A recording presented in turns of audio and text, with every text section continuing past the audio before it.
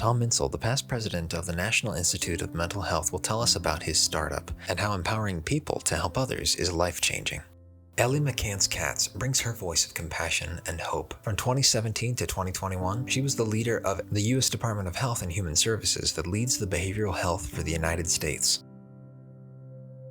Because everyone will deal with loneliness, heartache, and failure, Guy Winch advocates for universal skill learning to build emotional wellness. George Taktak's life has made him tenacious and committed to building a world based on mental well-being. Jose Silva's life has dealt him trauma, poverty, and racism, but now he's the president of the Colorado Association for Infant Mental Health.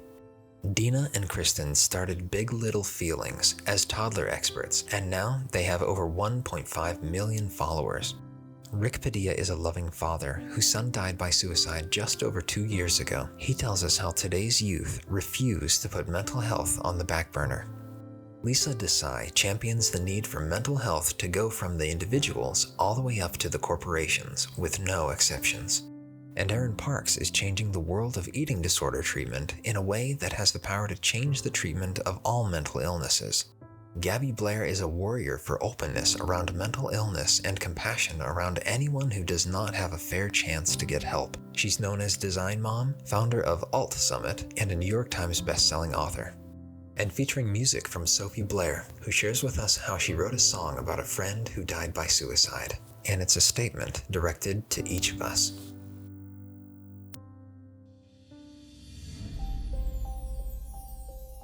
I'm Lisa Saby, a film producer. A year ago, due to COVID, we had to cancel the theatrical debut of our latest film, American Tragedy.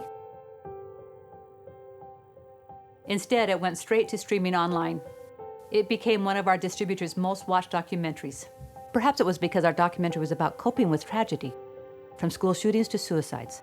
And right now, the world is dealing with one of the biggest shared tragedies in history. The mental health ramifications are unknown. And so, as a team of filmmakers, we decided to sponsor an event to kick off Mental Health Awareness Month. We reached out to mental health allies around the world, and their response has been amazing. Tonight, we're going to hear from top influencers and leading experts. They have agreed to participate for one reason: mental health matters now more than ever. People have been without touch. I know several friends who have not touched another person in over a year. Touched another person. I know couples who are separated and have not been able to get back together because of all kinds of restrictions, let alone people who've lost people. After this pandemic crisis, there is going to be need on massive scale, for treatments for loneliness, for post-trauma, for relationship repair, for depression, for anxiety, for stress management. It's not the chosen few. It's everyone, and we really need to think about how we can address everyone. Our people have been through a very traumatic year with the pandemic, and then having to cope with the terrible losses. It's just been a really hard year, and now going into the second year, and we don't know how long it's going to take to recover or what recovery would look like for people, for their mental health, for their physical health. Loneliness is a big issue. And it's one that I think we haven't fully appreciated as a public health problem. Chronic loneliness has the same impact on our health and longevity as smoking 15 cigarettes a day. It's that damaging, and yet it's not something people recognize as physically dangerous or as emotionally dangerous, and it's both. Once you feel it, you feel as if you've just been rejected by everyone you know. You feel as if for every moment the phone isn't ringing with a text from somebody saying, "Hey, how are you?" Everyone you know is disappointing you and rejecting you because why aren't they reaching out? It's hard to overstate how lonely this time has been for so many people, and we want to acknowledge that. If you're having a hard time, we see you. We feel deep compassion for you. We want you to know that you are not alone. And we want you to have hope. And we want you to know that there is good news. There are reasons to have hope and optimism. We are ripe now, as a global society, for change more than we have been ever. When there is a crisis, when there is trauma, when there's tragedy, when there is upheaval, it breaks the fragments of our normal existence. It shatters our norms. it throws us into crisis. People tend to change most when they're in crisis. I think the last disruption of this magnitude was World War II, except people were on opposing sides. We have all, for the first time, come shoulder to shoulder against a common foe that truly disrupted the societal way of life. And so now we are all in crisis, but in the same crisis, where there's not a bad one and a good one. We are all in this together. This is the ripest time for change that you can imagine. If we all can understand that we have experienced something together, we have all lost something in this time. That seems like that could only be a good thing, that we're all being forced to talk about it because it's kind of ever present for every citizen. I feel like I have these conversations a lot talking about, this desire to get back to normal, but why normal? Normal was crummy for so many people. How can we be better than what was normal pre-pandemic? Right, there's not a return to normalcy. It should be a return to a new. Like, what could we do with the ability of this Phoenix that has dramatically shifted and changed our world? And what can we as conduits, as constituents of this world, be able to do to make it better? That is the launching forward. We now are coming out of the pandemic. We have a vaccine.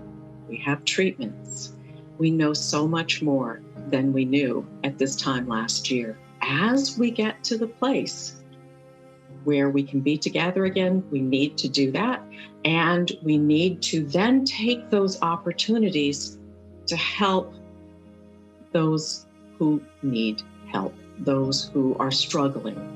We can't do this in isolation. I mean, we can do it in isolation. We can just try to, make ourselves feel better all by ourselves, but it's much harder. You don't get any reward for taking way longer and also going through a lot more pain to be able to help yourself to feel better again.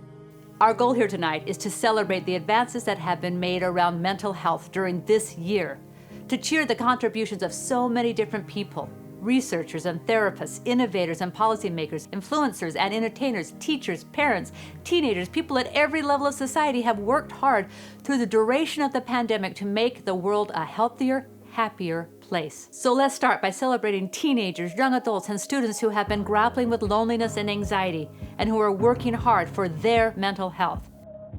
There's a really good friend of mine who died by suicide, and he was also a singer, and when he and I would hang out, he would show me some of his songs and we would kind of talk about the albums that we wanted to make. And at the time I hadn't signed to a label, or I hadn't really started my career as a singer. When I was writing this song, this was kind of the first time that I was, I think, really grappling with James's death. And I say my cousin died, but I still feel his arms when I cry. And I'm a pretty spiritual person, and so I do feel like right then I was feeling like James' presence. And in the song I say, walk yourself home, stop retching now, dry your hair and wipe your mouth, say out loud to yourself, I'm clean, I'm clean. And to me, it was almost like, instead of a message to myself, it was almost like through James, I was communicating a message to anyone who listens to my music and saying enough is enough at some point. You've been so self-destructive, you've been so sad, at some point you need to stand up and wipe your mouth and say I'm gonna get help. I'm gonna walk myself home. I'm gonna get myself out of here. I hope my car breaks down so I can get out. Find a curve and scream. I'm so sorry for everything.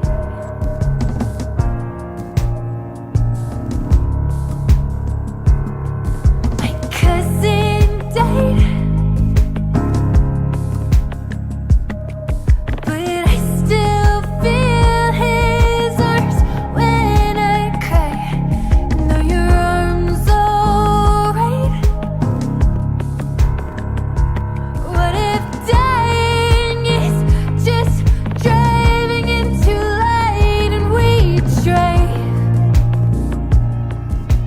say for me and a lot of people my age, we just get so used to living with mental illness, and we get so used to living with our disorders and our diseases and our diagnoses that we become functional at a certain level. And we just tell ourselves, this is just how I am. This is just how my life is. I'm always going to feel this way. I'm always going to feel sad. I'm always going to get manic every couple of weeks. Like, I just have to live like this. There is a lot of courage in that, a lot of courage in waking up every day and surviving, living with your illnesses. And so many people are just doing that. And I think that's cool and respectable. But I would just, I think, want to say, like, you are worth the help that you need. I guess if this resonates with you, it's probably time to maybe step up and try and get a little more of the help that you need, because our lives don't have to stay at this quality. Like, I really do think there are resources available where we can survive at a higher quality of life. And I think everyone who hears this is worth it and deserves it and should do it, because that's how we can, share love and light with other people. The first thing that I feel like people should know is that they are worthy of support. They are worthy of a life which is fully lived, not one where they have to constantly battle traumas and depression. I feel incredibly hopeful with the young generation. Young people today, particularly, it's growing weekly. They want to talk about their mental wellness and their mental health. They want to say in the services that are provided by their schools. They are not happy with the status quo, which is a good thing, especially around mental health. I am very curious and hopeful to see what comes of the kids that were in high school, that were in middle school, that were in college during COVID, because I think in 2 years, it'll be really interesting to see how they take those experiences and what they transform that into in terms of change and progress. Hurrah for young people who advocate for their mental wellness. There's so many exciting developments in K-12 mental health right now. Here are some that we are excited about. Recently, youth in Colorado worked to allow excused absences for mental health days. Littleton Academy couldn't afford another counselor, so they hired Bryce Jackman. Bryce goes on walks with students who are feeling anxious or having behavioral issues. As featured in American Tragedy, Dawson School has a mental health curriculum that includes mindfulness and growth mindset. Over the pandemic, Bond Together created videos that help children participate in joyful movement and mindfulness exercises. Mental wellness needs to be a subject in school, just like math. We are constantly impressed by the creativity of people to support mental wellness, and change isn't just happening at schools. Here are some innovators who are bringing mental wellness into your home. You are tired, overwhelmed, maybe even feeling at your wit's end. The toddler stage and all its busyness and loudness and pushback and meltdowns and chaos, it's a lot to handle. If you have days where you think this is not what I signed up for, you're in good company. And remember this, there is no better mom or dad on this whole planet for your kid than you. Trust that. We at COAM know that prisons are built off of third grade test reading scores. The data shows that if we're able to understand or rectify or see what is happening in a child's life 0 to 3, they're more likely to become successful from the age of 3 to 18. We have a huge place in our heart for supporting parents to teach and model mental wellness. That's been the mission of our organization and all of our work from the beginning.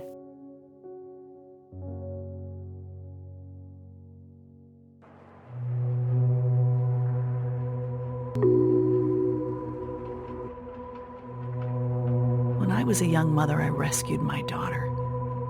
When she spotted a spider crawling on the wall, she screamed. I still remember the tone, the note, the echo. But what I remember most was the silence. I ran to her side, smushed the spider with a tissue and threw it down the toilet. It wasn't dangerous, but I did that and more because I never wanted my daughter to be afraid. It didn't work. She had bad dreams and hated being alone.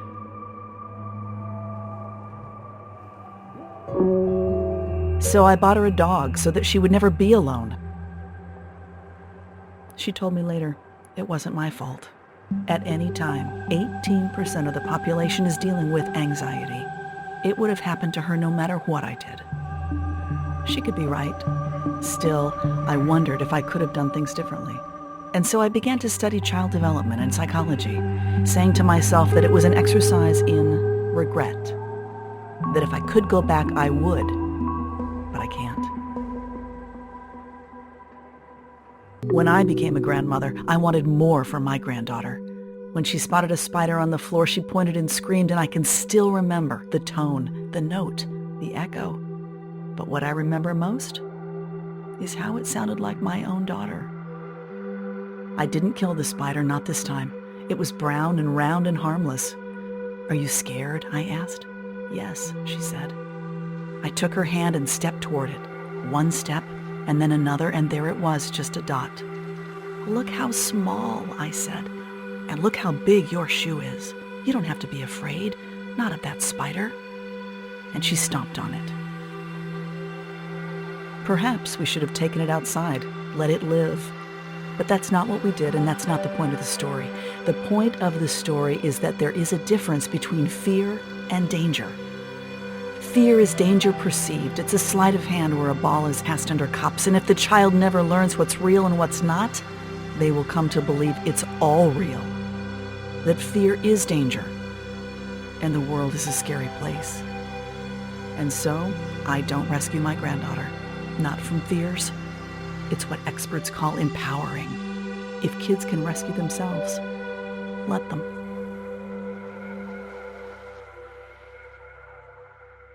COVID has taught us that mental and emotional well-being is a universal need, and therefore it should be considered in every aspect of society, at school, at home, and at work.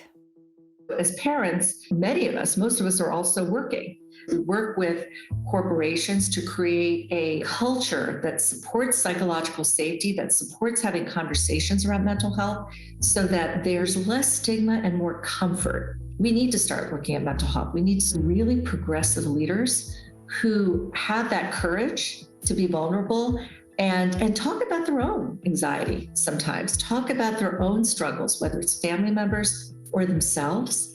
Future innovations in mental wellness should increase due to unprecedented government support. Certainly within the mental health space, that we are seeing new investment like we've never seen from the federal government. We have the tools and we have the solutions at hand. It's now really an implementation challenge. It's figuring out a way to get the things that work to the people who need them when they need them in a way that they like them. We want to share some of the mental health innovations for everyone that we're excited about. All of them are accessible to you today. They reach you where you are, at your phone, on your social media, in your email, to help you find help and happiness. But this is just a small list of the many, many incredible resources available. So please tag your favorite mental health helps in the comments. The thing that we faced when we started Humaness was we thought, oh gosh, people have plenty of ways to connect. We don't need to provide new social media. But when we began to look at what people were getting from Facebook and Instagram and TikTok and even Twitch now, it wasn't great. Those sites, which could have been the source for so much social, emotional, cognitive support, became really toxic environments. This opportunity to build out platforms where people can not only get help, but you can give help. For us, one of the biggest discoveries has been that giving help is incredibly empowering. All of us struggle, and to take those struggles and use them to help others is one of the most therapeutic activities that, by the way, traditional mental health care doesn't really engage. I think we have a chance to really make a difference and help people pull themselves out of the funk that so many of us have been in over this last year. We can actually start to help people to access support, which goes beyond themselves through digital transformation, which has happened due to the COVID situation. So HowMental actually started on Instagram. The idea was to bring together people, advocates, and organizations across the mental health sector so that we could unite our voices instead of having them be these kind of dissipated, separate singular voices here, there, and everywhere. We wanted everyone to be able to kind of come together and sing from the same hymn sheet. That would be self-care, that would be community support, and that would be professional help.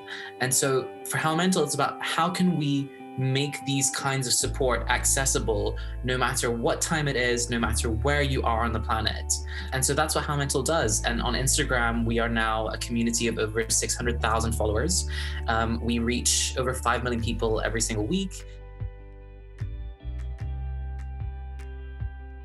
So one big change that COVID has brought is that it has helped everyone to become more familiar with the telehealth platform. While I'm very, very excited to be returning to in-person for all sorts of things, there is a reason to keep some of our medical and therapeutic services to be virtual. So I want to tell you a little bit why we actually think that virtual may be best when it comes to treating eating disorders. Eating disorders require an entire village to recover. We ask people to bring their entire family, whatever family means to them. I could not imagine getting my sister-in-law and my brother and my mother and my spouse to all make it to an appointment at 2 o'clock on a Tuesday at a brick and mortar location, having to deal with traffic and find parking and leaving their job early. Something that just isn't possible. But with teletherapy, you are truly able to bring your entire village to treatment with you. We have had parents call in from construction sites. We've had parents call in from carpool pickup lanes. People are able to call in wherever they are at, and it ends up being much more inclusive. I really hope that this model does start getting adapted for all mental illnesses.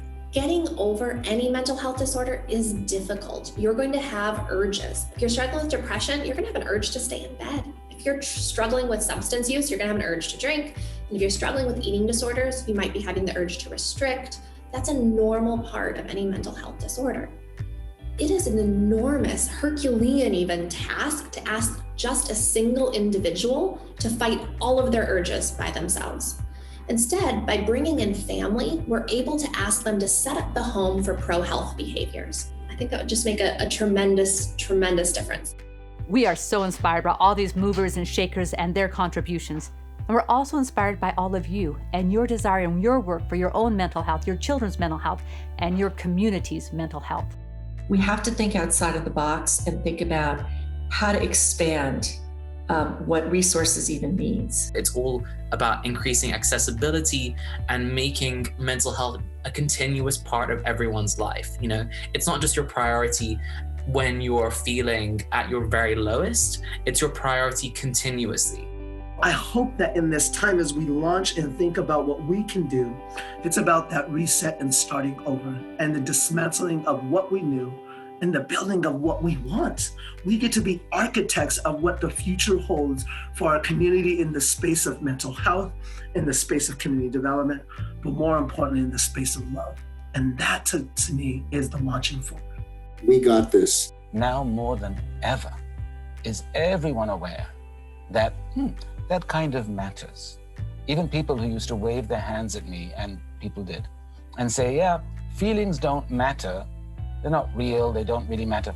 Even those people are now on the page of, maybe they do. They kind of do. I've been locked up with my family for a year. It kind of feels like they matter now. So we have an opportunity to, as a society, which means both as individuals and as groups, to really do something we've never been able to do before. And that is start paying as much attention to our emotional health as we do to our physical health.